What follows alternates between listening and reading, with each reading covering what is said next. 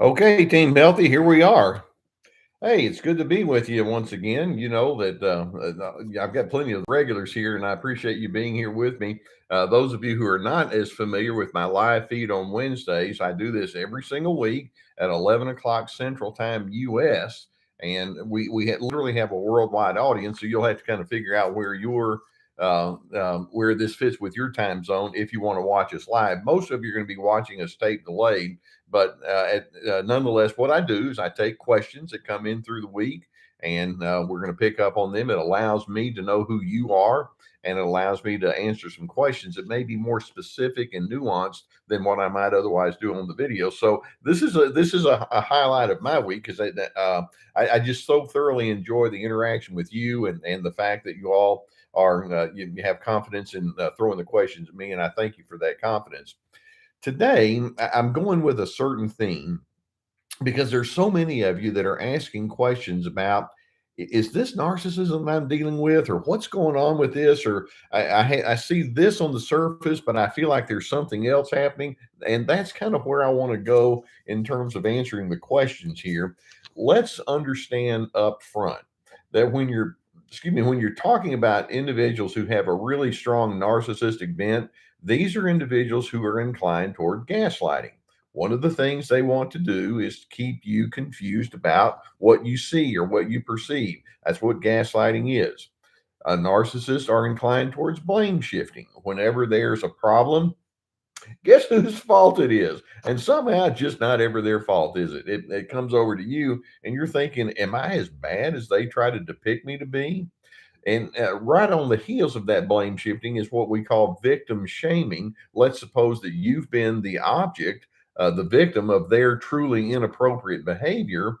And then when you say, this isn't right, then they can come back around and say, let's talk about what's right and what's wrong. And they put it on to you, even though you're the one who's been on the receiving end.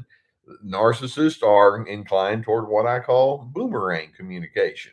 If you say there's a problem that's going on right now in the shape of a boomerang, they'll come back and sling it right back at you and say, me, what about you? And then they'll shift gears and talk about you. Narcissists want you to be their narcissistic supply, which means that they need you to act in an adoring and an affirming kind of way, regardless of what the logic is. And when you're not inclined toward that, here comes their frustration. Narcissists are deeply needy, and the neediness is inevitably disguised. And so you can see that they have all sorts of issues going on inside.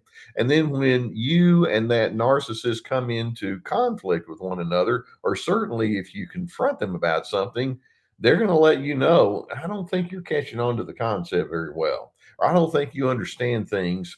And I'm hoping that what you can do is say, au contraire, I do understand things. And I'm hoping you can look beyond what they may present on the surface and you can understand what's going on behind the scenes. So when we ask that question, exactly what am I dealing with here? That's what we're wanting to accomplish. I'm hoping that you can accomplish a great deal of insight and awareness so that they're not going to be able to twist you up like a pretzel. Okay. Now, with all of that in mind, as a little prelude, let's just dive right into some of the questions that we have. And again, those of you who might be go ahead and put the questions in the comments section below, and I'll pick up on them. And then next week, we're going to crank it up and do it again with a new set of questions. The first question we have, this person says, I think that I was in a narcissistic relationship, but I'm not sure. In other words, what am I dealing with here? I was not allowed to talk to my friends about our issues in the relationship just to get some clarity, not to talk bad. The narcissists do that.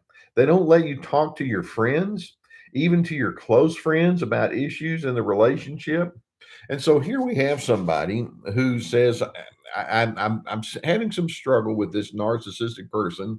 And so I had this trusted friend off to the side and I wanted to discuss it with my trusted friend. And the narcissist comes along and says, you can't do that. And you're not supposed to talk to your friends about whatever's happening between you and me. Is that a narcissistic quality? Is that something that's reasonable for them to request? Are you being off base? They want to keep you confused. One of the things that narcissists must have, at least in their deluded thinking, they must have control.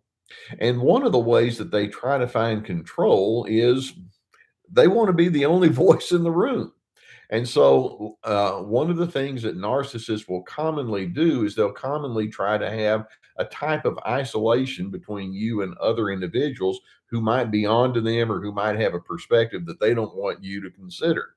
And so, isolation and playing you or getting you away from influences that might not suit their purposes is a very strong, normal kind of thing that they do.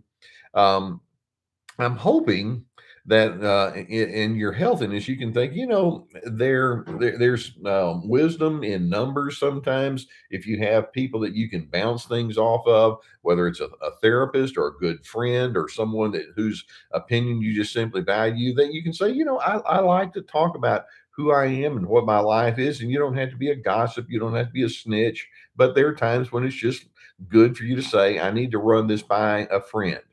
And the narcissist is like, well, I have to be admired and I have to be the one that says, I am the best. And so if you go along and start talking with someone else, you say, I can't control that. And so I don't want you to talk to them. And so they start making up these rules of engagement that's going to be to their favor.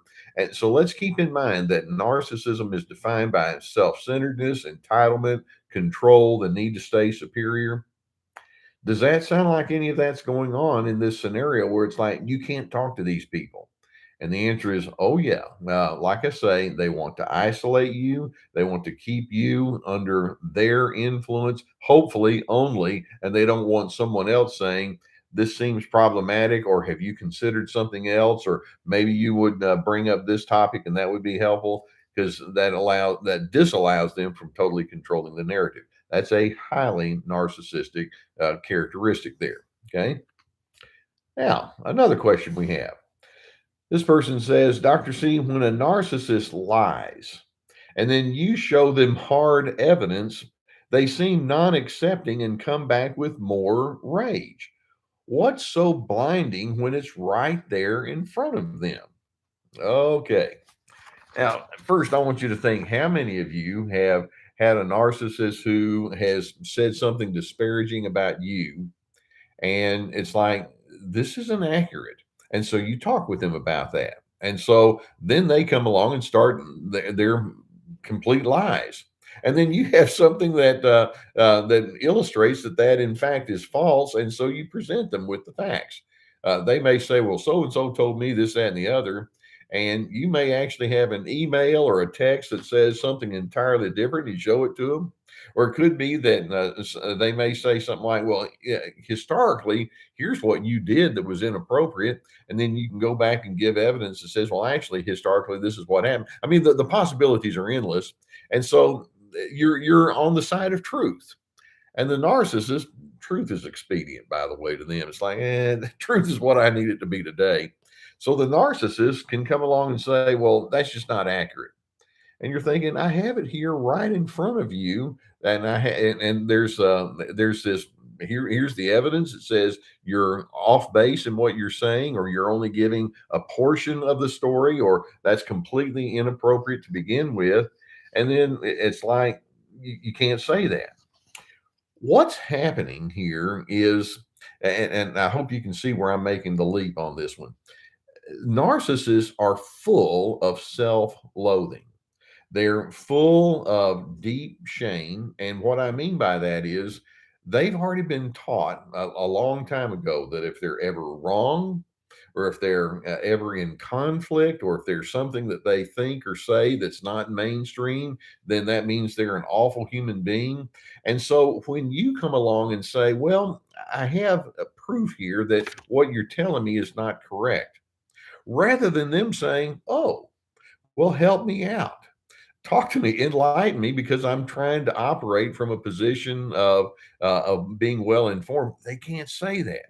When you say something like, I don't agree with you, or that's not what happened, immediately they're thinking, you're down on my case, aren't you? And I can't stand it. And they're so afraid of having even the possibility of a mistake that they might have made being exposed. They're so afraid of being shown to be less than perfect in their recollection of things, and that there's a sense of shame that comes along with them. It's like, I can't say I blew it, or I made a mistake, or ooh, you got me. I miscalculated, because that implies, well, that would mean I'm no good. That would mean I'm terrible. And that's what I mean when I say they operate with self-loathing, or they operate with great shame. Close to 100% of the time, 99 point something. If you were to say, hey, I think your shame is at play here, or I think your self-loathing is at play here, they would look at you like you have three eyeballs and say, what are you talking about? That's not true. But the lack of self-awareness on behalf of the narcissist can at times be so profound and so pervasive that when you say, hey, let's try to figure out where this is coming from, okay? It's like, I already know where it's coming from. You're wrong, I'm right, end of discussion. And so they're trying to push their inaccuracies, they're trying to push their lies. You have evidence that says it's something entirely different, and what you're doing is you're tapping into their fear of inadequacy, their deep fear of being exposed as a fraud. That's that self-loathing. So know what you're dealing with. And so when they come along and say, "Well, you're ridiculous," or you don't understand things at all," what you don't need to do in that moment is get caught into a debate about what's correct and what's incorrect. Because guess what?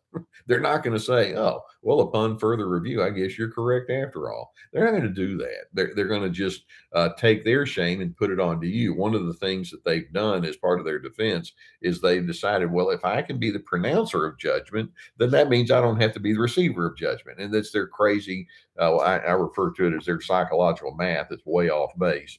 So know that you've tapped into something, and they're not. They're too insecure. They're too fear based and shame based to be able to say, why don't we have a logical discussion about the differences between what you perceive and what I perceive? I'd like for us to be able to move forward in a healthy way. They don't think that way in the least. Okay, another person asked the question, and this person says that they're asking this relative to a manager at work. Okay, so that's a little bit different when we're talking about a workplace scenario, as opposed to, let's say, something that's just optional, like social or family or something like that, where you might be able to communicate with them a bit differently. This person says, can we fool them into thinking that we believe what they're presenting? If they believe we're going to go along with their narrative, but we're really able to see through their disguise, what would happen? Would they stop targeting us? And then this person says, I'm referring to a manager at work. Okay, I'm about to have a sneeze here. I hope, I think it's about to pass. If I blow, just don't worry about it. Okay, can we fool them into thinking that we believe what they're presenting? Well, on one hand, you don't want to be a liar and say, "Oh yeah, I totally agree with you," because that would be dishonest. But you've heard me refer to the term gray rock, and that's something that's well known in the nomenclature with respect to narcissism. Sometimes the best thing that you can do with a narcissist is just go totally neutral. Stay bland and stay non-confrontational, knowing full well that discussing it isn't going to get you anywhere good, and you can figure out how to maneuver through some of the stuff that you have to do with each other without going into the ditch with them or getting into unnecessary arguments. And so, if that's what you're referring to, that's okay.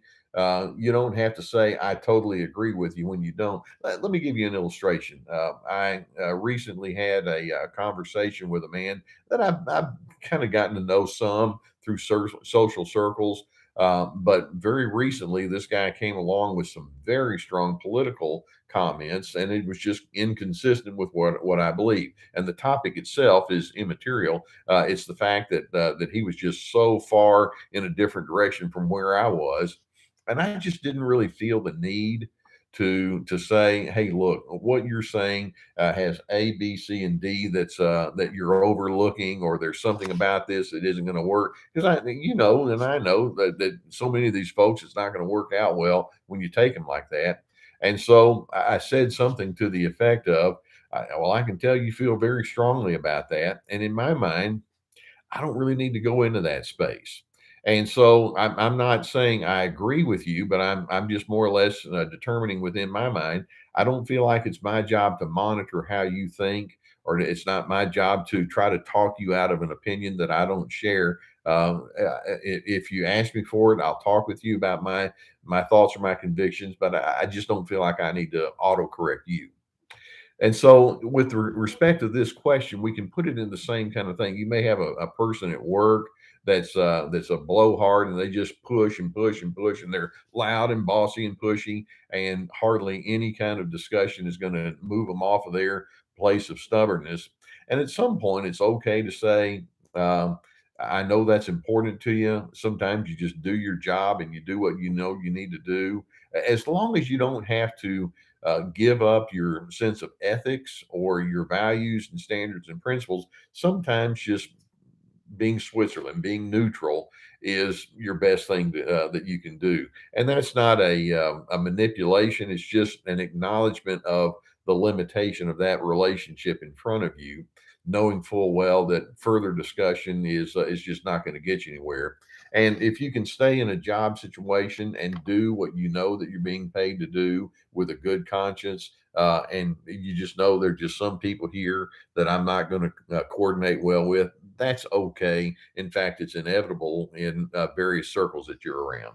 So, would they stop targeting you? Well, let's just say they're probably not going to target you as much as if you were to go face to face and try to, doing, this argumentative stuff to them. So at least you minimize that possibility that would ultimately be unnecessary and could ultimately prove to be not beneficial at all. Now, there's a difference between that and just purely suppressing your emotion and holding on to grudges. But you want to know I'm dealing with somebody who's not mature enough to manage conflict very well. As best as I can, I'll do the best that I can to coordinate with them, and then we're just going to move on. If there is, if there are other individuals that you can coordinate with better, gravitate toward that. If this has become something that's untenable, then it's time to look for a different place to be employed.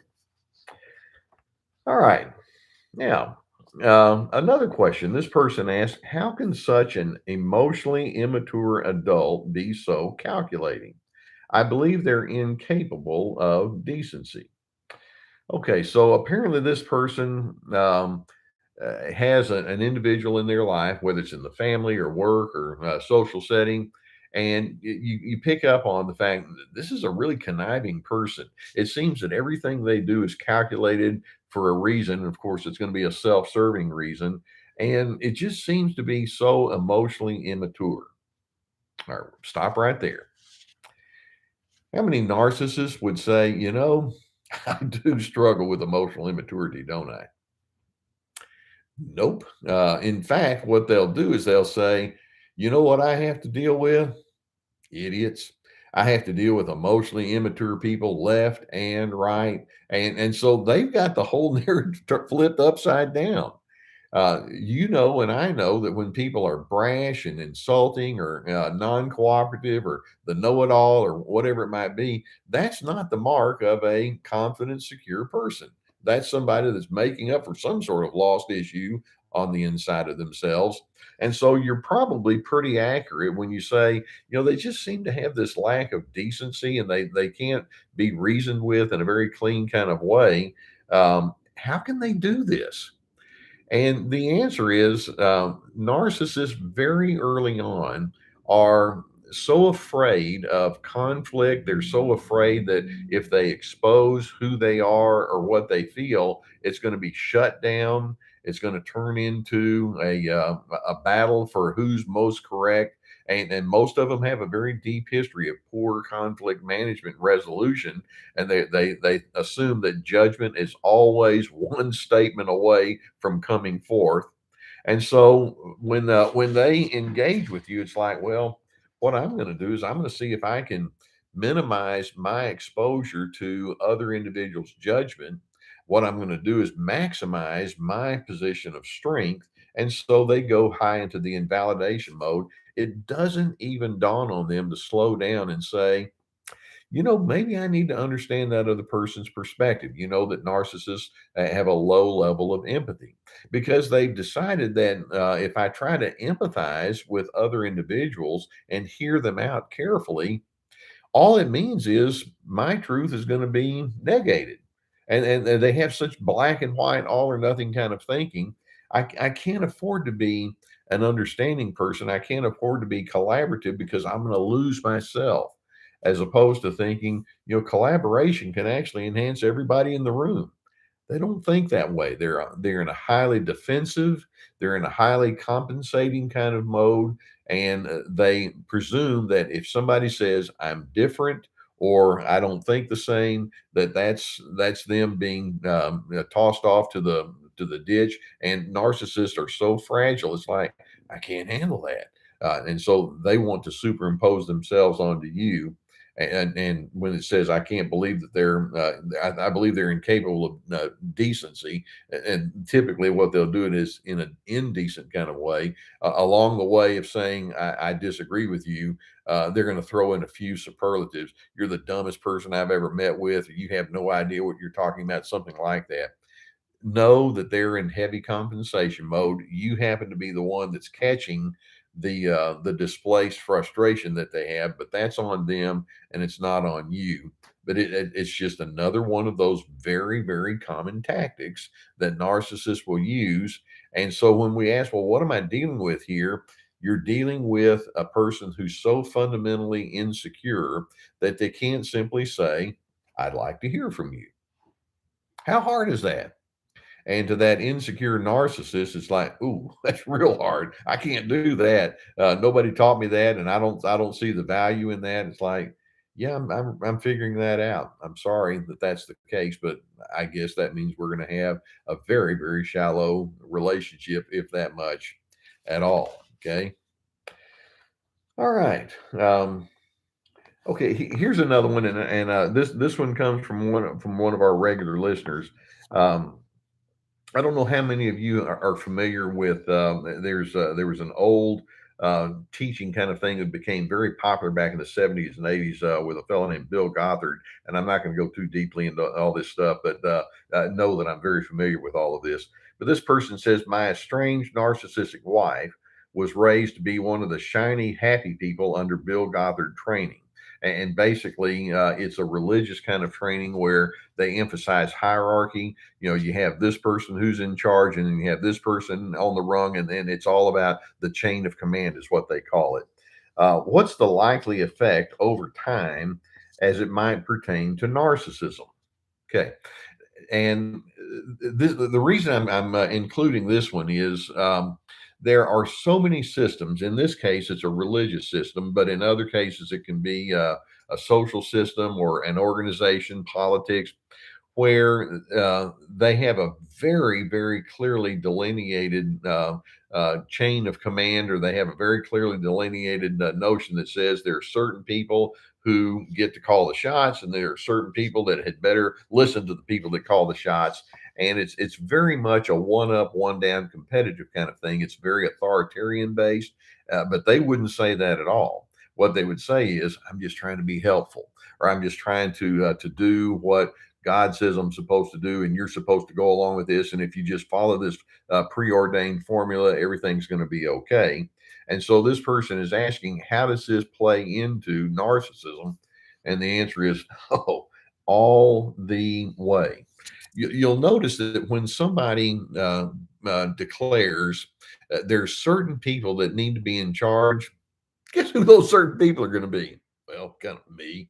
And they want to have people that'll buy into this authoritarian notion, and in doing so, it just gives them the excuse to not have to say, how are you thinking about things? Or let me gain some perspective from you. Or I have my preferences, but I know you have yours. Let's work together. Uh, Narcissists love to gravitate towards systems that allow someone to be the boss, because they're going to say, well, good thing you have me because I'm going to be one of those. Or it could be that it's a flying monkey who said, well, I guess I'll be on the low end of that totem pole because they think, well, maybe I can't ever be that in charge controlling person, but if at least I can say that I agree or I can latch on inside that system, then somehow I win there. And to me, it's it's a huge red flag.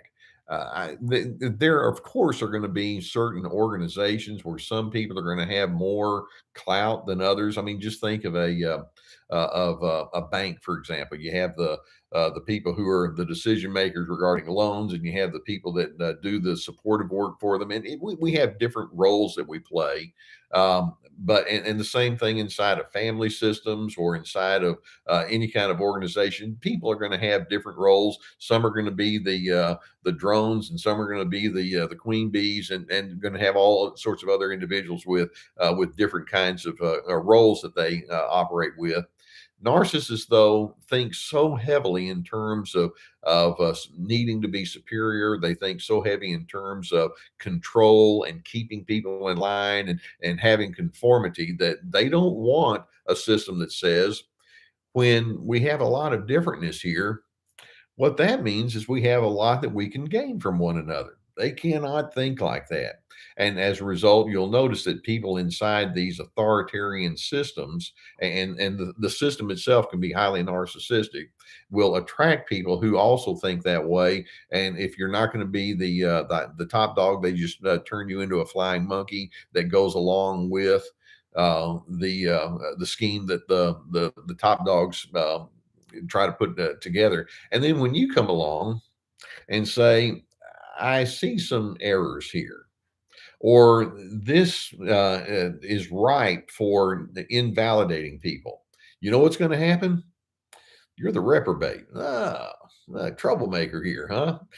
And so they're going to have many times this self righteousness. Is like, well, you don't have the same pipeline towards the truth that I have, and that's how they think.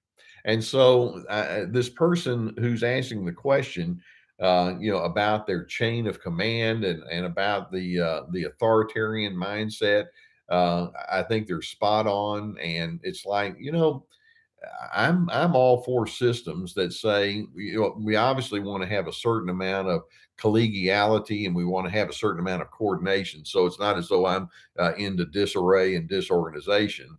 But at the same time, we need to respect everybody at every stage of the organization, and have a sense of equality even in the midst of our differentness. Some of these individuals will say, "Oh yeah, we're equal. We're just different," which and different means you're below me. And so when it has that one up, one down kind of mindset, that's a big red flag for me. It's like, no, ultimately, I'm just going to use this to keep you in your place and elevate me.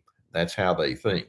So when you have a system that has a lot of what I call imperative thinking, then you know that you're dealing probably with a narcissistic system. When I say imperative thinking, it's very command oriented. You must, you have to, you'd better, you're supposed to. No free choice.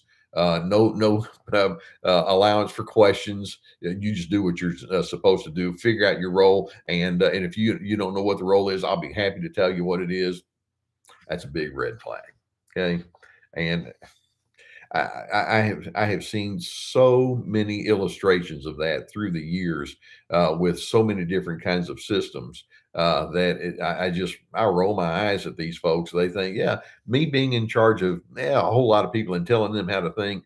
Oh man, I'm doing the world a favor when I do that. It's like, no, you're not. You're just feeding your own weak ego is what you're doing. Okay. All right. Let's just say it's job security for a guy like me. Okay, another question. This person says, why do narcissists like to play the blame game? And that person goes on to say, I'm struggling with certain people who like to emotionally manipulate me to get what they want. And then if I don't give in to their BS, they blame everything on me. How do I escape this? Well, first, when someone says says, they're not going to say it, implies, I'm unwilling to hear what you have to say. Already, we're not on good grounds here.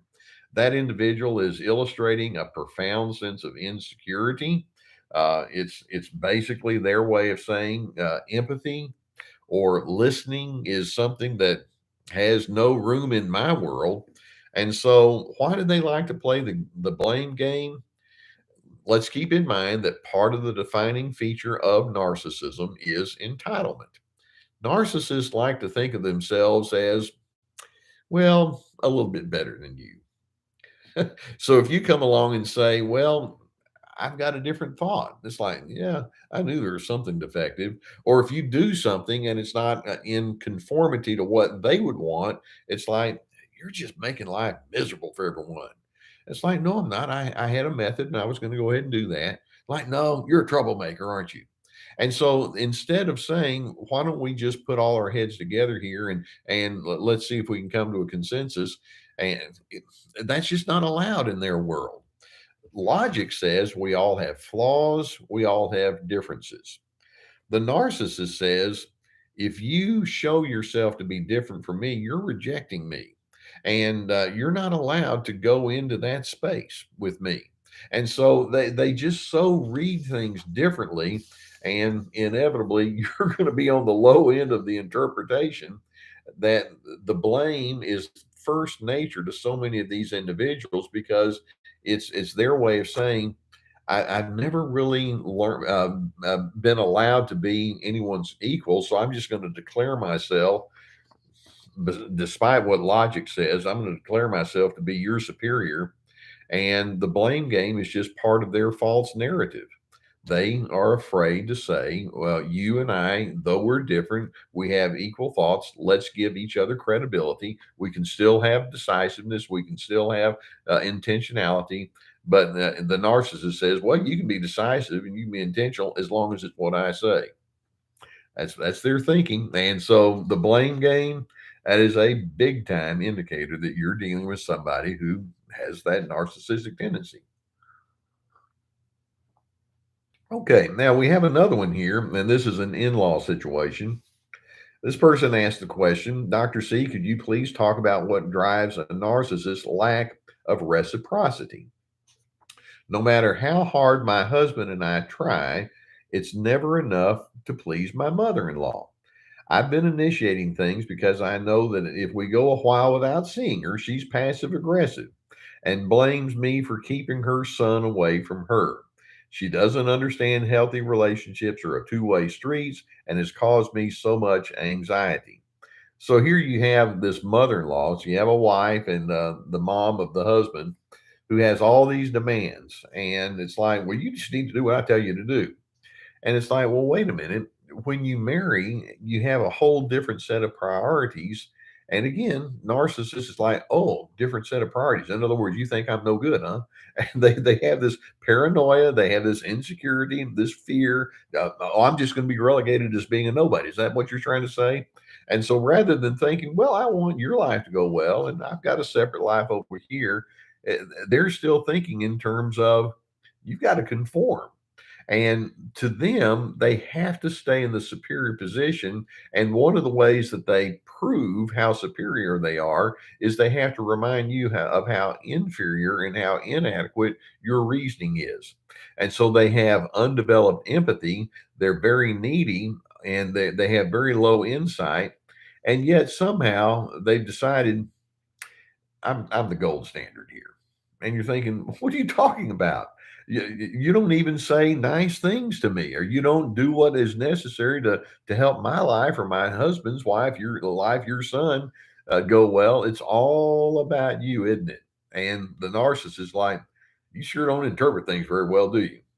It's like you just don't have much room for insight and awareness to be exchanged. And so, that being the case, knowing that they have all of this internal strain and stress that they have not come to terms with, and based on what she's saying, she basically says it's never good enough for my mother in law. It's like, well, know what you're dealing with, and probably 10 years from now, you'll probably still be saying, and it's still not good enough. Okay. Message received. And what you do is you stand on your own good character. And if your mother in law comes along and says, well, you know what, your character is rotten, It's like, well, that's one person's opinion. It happens not to be the opinion that I share. You're free. You may have that opinion. I find it to be inconvenient. I find it to be rather rattling. I don't enjoy it, but that's where you are. And you don't really make it your task to force her to change. And your calm confidence actually can really do a number on them because they want you to argue. Because every time you argue, then it's like, oh, I'm going to bring my hammer out. Or they want you to capitulate. Because every time you think, okay, okay, I'll do whatever you say, then it's like, no, that worked. I'll try that again. And so they just are going to force themselves on you. Now, let's be real practical. Let's suppose that you have a holiday, and this young lady and her husband are going to do some things on that holiday with some friends off to the side. And mother-in-law comes along and says, "Well, it's in my rule book. You're supposed to do that holiday with me." And if you decide, well, I know that that's what you would prefer, I'm comfortable with how much time that I budget with my mother-in-law. And so since we have some separate plans, I'm going to go ahead and do that. And when the mother-in-law huffs and fumes and cries and moans and groans and calls friends and tells them how awful her daughter-in-law is, that's on her. She can do that. Uh, and at some point, you just need to be what you are. You can try to sit down and talk with her and explain what your intentions and motives are. I doubt that it's going to get through, but you can give it a shot. I think that that would be a reasonable thing to do. But when it becomes obvious that you're just always going to be that outsider who's trying to take her little boy away, it's like I'm not very good at being someone other than who I am. I'm just going to be me. Hopefully, your husband can support you, and you can find a way to try to find at least some sort of decency. If not, you may have to pull back. And I've known a lot of people who've done something like that. Okay, now this next one. And I'm just wondering how many of you can think, oh, I've gotten caught in this trap. This person says, my question is, do these narcissistic people ever get it through their heads when you're trying to explain things to them? Okay, I've got my live chat going here. Well, do narcissists ever get it through their head when you're trying to explain something to them? I see a nope, no, no, no, okay, nope, okay. Um, when you try, I'm getting all these never, I'm getting all these. When you try to say, "Hey, look, you're way off base," the narcissist is not going to say, "Oh, well, I really appreciate your input. Tell me what you see that might be off base." It just doesn't happen. Narcissists, way back when, decided collegiality doesn't exist in my world. Collegiality well, what it means is you're my colleague if you agree and conform to me. Narcissists have had a deep history of hurt and disappointment and anger and tension whenever they have come across someone that says, "I think differently from you." And as a result, when you say or do something different, and then they question you and you say, "Look, I have good reasons for thinking this way," and you lay it out. In their minds, it's like, "Oh, you are making my life so miserable." And it doesn't dawn on them, think there must be something in your way of thinking that makes that sensible to you.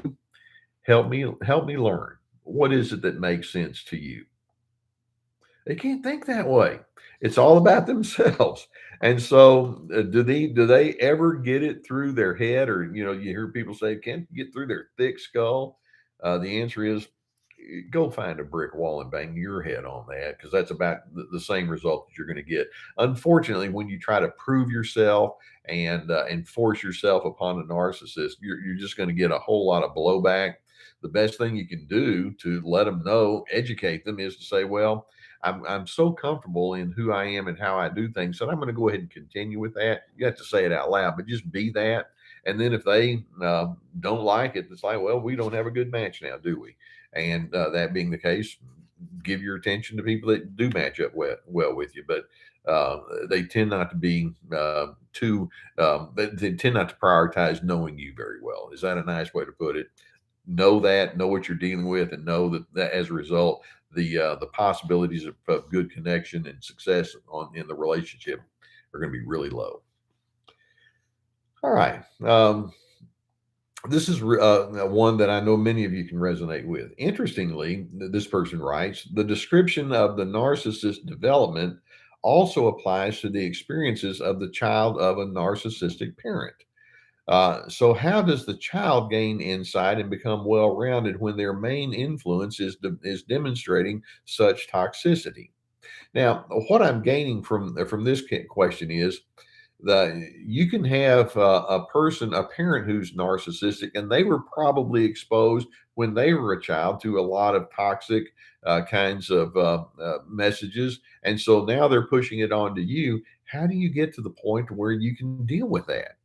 And one of the things that I'm hoping you can decide is, sure enough, narcissism can have a generational element to it. For example, if you grew up in a family where the authorities screamed and called you names, there's at least a decent chance that you're going to do some screaming and calling names.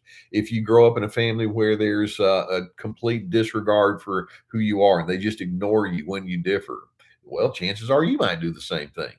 And so, the best way that I can describe this is the longer you're exposed to someone else's dysfunction, it's possible that that can get into your head and you can be that way. And the illustration is, I didn't grow up in France, therefore I don't speak French. Those of you who are watching that did grow up in France or did grow up speaking French, you did it, and it's very natural for you. Why is it natural for you to speak French but not me? And the answer is because that's what you were exposed to, and I wasn't exposed to that. I was exposed to a different language. And it's not that one is correct and the other is incorrect, but we tend to fall back on what's familiar to us. And if you have something in front of you over and over and over that's repeated, then that's what you tend to do. Could I learn how to speak French? The answer is sure, I could.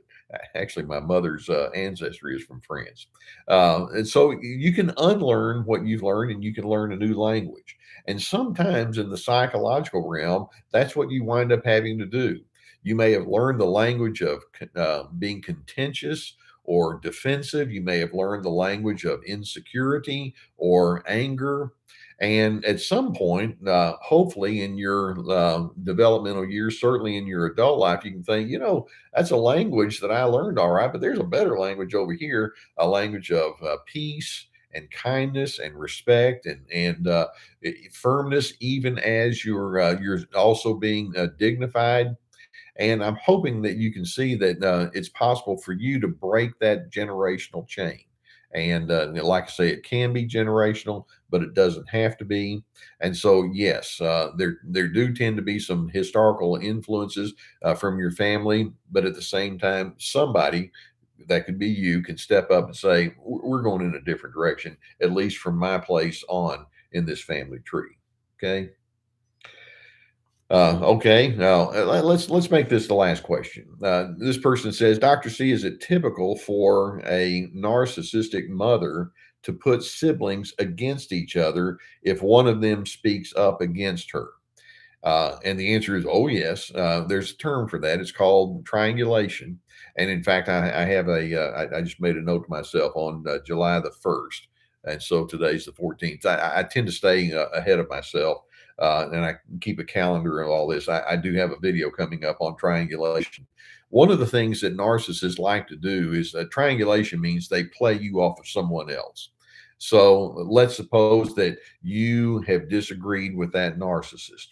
So the narcissist, in this place, it can be inside a family, will go to another family member and say, "Have you noticed how your sister's been really disagreeable lately? I don't know what's going on, but just be aware." And so they're playing you off of that. That's triangulation. Or it could be that you have made a decision and they grossly disagree, and then they can call another family member and say, "I don't think we need to be having this person over to our house this weekend because he's in such a foul state of mind." And they try to make sure that they bring other individuals in their in sphere of influence at your expense. That's what they do, and it's a form of gaslighting. They're gaslighting you. They want you to think, well, was I that bad? And it's a form, obviously, of mind control over other individuals with the smear campaign, and it's highly manipulative. It's highly toxic. And when I see people inside families doing something like this, and I know that most of you know this is not at all an uncommon thing, then I'm thinking, okay, we're dealing with somebody that's so unhealthy that they're willing to potentially destroy what might otherwise be good connections for you. That's how they operate, and that illustrates the depth of their neediness. I have such a need to be in the top position that I'm willing to destroy you to other individuals, even when it's not even necessary. But I'm willing to do it because I'm an injured person, and I've got to have that kind of affirmation, no matter how falsely I have to act in order to get it. So our question is, when I'm looking at a narcissist, exactly what am I dealing with? You can see through these questions that we've had today, they've got a lot of drama going on inside of them that they haven't come to terms with. And I'm hoping that you can see through it. And the more you're able to see into it, then the more you're able to disconnect and go in your own healthy direction. So that's what we're trying to accomplish. We've got these questions that have come up here today. I know you're going to have more. Put them in the comments section. I look forward to hearing from you. I really do like our community here because it allows you to share with me what's going on with you, and hopefully I can respond to you in a way that's pertinent to where you're living. And as you hear me responding and you see some of the comments that are there and in the comments section, I hope you can realize you're not alone. Well, we're all dealing with this in one form or another. And if we can pool together our encouragement, then I'm hoping that that can be part of the healing that we have. So we've got our team healthy community here. I'm so glad you're with me on that. And again, I hope you have a good rest of the week. And I shall see you next week, same time, same station. Bye, Team Healthy.